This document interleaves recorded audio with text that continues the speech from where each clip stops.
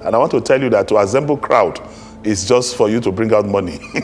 Mobilization is very, very cheap in this country. Hey guys, do you believe that Dino Melaye went out there to say that the people who are assembled for the Abuja rally in support of the Peter Obi have been bought by 1,500 Naira? Dino Melaye has already thrown the shade to the Nigerian youth there for assemble in support of the presidential candidate of Labour Party, Peter Obi, in Abuja a few days ago. This is what all the Obedience has termed as an insult in the body of the movement. Well, I think you don't forget that it is only Dino Melaye who have said this statement earlier. Even one of the APC and former governor of Edo State, Adams Oshiomhole, have said physically on a national TV that the Obi supporters are 4 people staying inside a room and tweet out of the room for people to comment under. Well, I think you've seen that video. If you have not seen the video, let me just show you little out of the video where Adams Oshiomhole have made this speech. But don't forget that I have a lot of videos to show you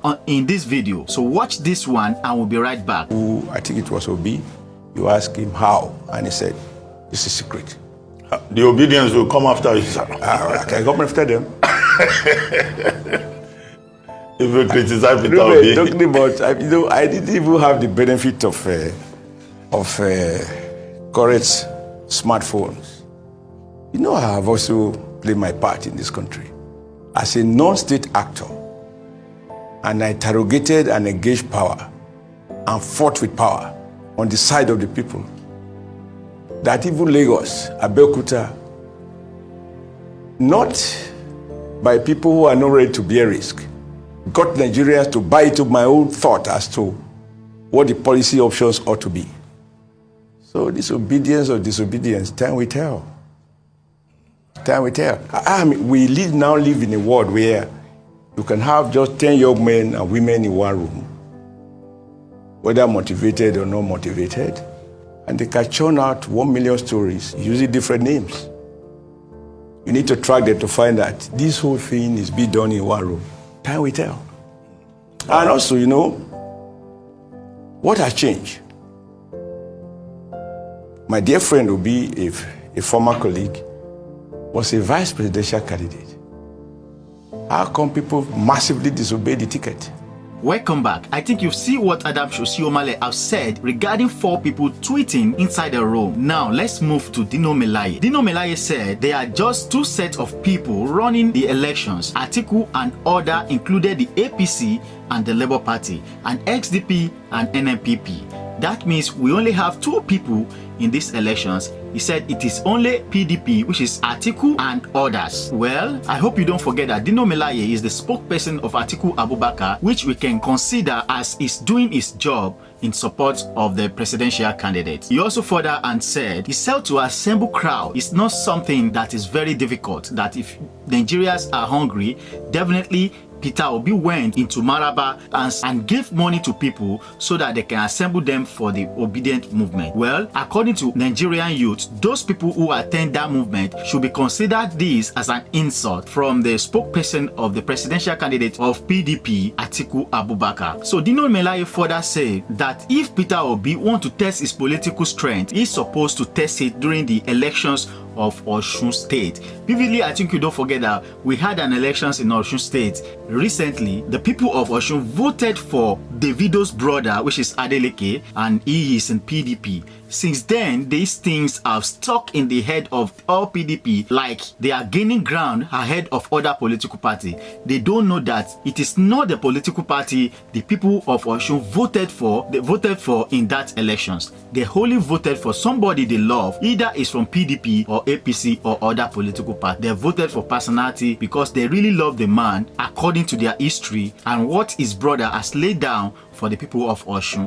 That's why they voted for them. But since then, Dino Melaye have carried these issues on his head and using it as the criteria to disqualify the strength of Labour Party in the southwest of Nigeria. Well, for those of you who have not watched the video, you can watch the video and we'll be right back. Seem to be bringing on board. If you saw what happened in Abuja a couple of days ago, that's beyond 4 people tweeting in the room. it looks to me like, there are now 7 people, and that 7 might be the number, the magic number, that Nigerians are waiting for. My brother, there are 2 sets of people running this election. Okay. Just like if you go to court, they said federal government against federal government versus Dino Melaye and others. So in this particular case, you have Atiku and others. That's APC, Labour, NNPP, all of them are others in this regard. And I want to tell you that to assemble crowd is just for you to bring out money. Mobilization is very, very cheap in this country. People are hungry. If you go to Yanya, you go to Mararaba, people who have been loaded in buses from Lugbe, from every part of this country to come and stand and say they are supporting. Well, let it come to the election. I think Peter Obi was in Osun and he spoke in Osun, and we saw the result of a Labour Party in Osun.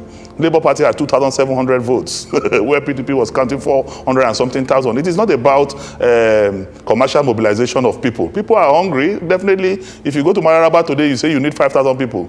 With the blow of a whistle, they will assemble and they will collect their 1,000 or 2,000 naira. That is what is happening. But we are not, it is not the march on the streets that will determine the votes. We are talking of proper votes, and Nigerians know that Atiku is speaking to the issues. We are not on a hype movement. We are not on a impression agenda setting. No. We are practical, we are real, we are interacting with the voters who will come and vote. I know a number of people who went for the Abuja rally who are saying that we have to go and collect our own. So, I mean, that is not what I'm talking about. So when I talk about APC, I talk about APC and others, all of them put together. Nigerians are wiser. Nigerians now know the truth. Nigerians know who will rescue them. Nigerians know who will deliver for them. And Nigerians know that no regional champion has ever become the president of this country. No regional champion has become the, Awolowo was a fantastic leader with every sense of humility and order, very refined man. But because he was playing regional card, he never became the president of this country. Azikiwe played regional card, he never became the president of this country. Buhari himself, on 3 attempts as a regional champion, did not make the presidency. It was when he now went on a national platform, called Saraki, called Atiku, called Tinubu, and everybody put together. He ran on the national platform before he became the president of this country. So I want to tell you that we're not distracted by that imaginary position here. Okay, Mr. Dino Melaye, thank you so much for your time. But a quick fact check, Nnamdi Azikiwe was president of Nigeria, actually. So just a quick fact check. All right, thank you so much for your time. We'll take a short break. I said when he ran subsequently in the Second and Third Republic. No, but he was the first president of Nigeria. Azikiwe was the first president of Nigeria. Was he elected on the national platform as president? It was a ceremonial president. Welcome back. It's so unfortunate that all these big parties have developed the sign of ego that stuck into their head that doesn't let them believe that the change of government is coming soon. The only person who can see the front and know that a lot of changes are coming in our politics is the governor of Edo State, Governor Godwin Obaseki. That one can easily see the front because he has said it in many occasions that what he's saying is totally different. He thinks that the people of Nigeria are trying to disassociate themselves for the 2 political parties, which is the PDP and the APC. But the top political party don't accept this fact because they are so arrogant and believe that they can do anything to retain themselves into power. But it will shock every one of them ahead of the 2023 general elections that the drum and the beats have been changing from where they put it for a long time. Well, guys, I don't know, maybe you've seen Godwin Obaseki where he made this speech. For the benefit of those of you who have not watched the video, let me just give you the video, then we'll be right back. How can PDP, the party, they not only couldn't win, they were not even number 2. So you can see that something is going on. And we do not want this to be a trend. The future of our politics in this country is changing. I don't know how you are, whether you are closely watching what is going on. the level of disenchantment with the existing parties. I'm sure in all our homes here, we have so many people now who call themselves Obedients. I don't know whether you have them in your house.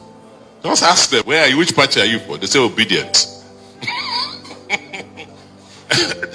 Do you understand? They don't want us. They're not talking about APC or PDP. They are looking for alternatives. And they are much, much more. You see all of them queuing for PVCs now. They are not looking the direction of APC or PDP. They are looking for alternatives. And if we don't curb this, if we don't make our party attractive, I do not know what will happen in the next elections. I'm not afraid to say. So guys, can you see what I'm really talking about now? It is only Obaseki who can understand where the political statistics is moving down to, and it will shock many people in 2023 general elections. For those of people out there who still believe that PDP or APC is still the way to be go in 2023 general elections, I want you to share this video so that they can know that the waking up call is being out there for people to join the moving train of the Obidient movement. Share this video. Let's keep on sharing this video so that other people out there can know. Once more, I want to use this medium to appreciate the obedient and well-meaning Nigerians who believe in the development of a new Nigerians, who have been sharing our videos, liking and comments. You guys are doing an amazing job. I really appreciate you guys for making this happen. Let's continue engaging and let's continue build a new Nigeria that will work for us, our children and the future generations. May God bless you all. See you in another video. Peace out.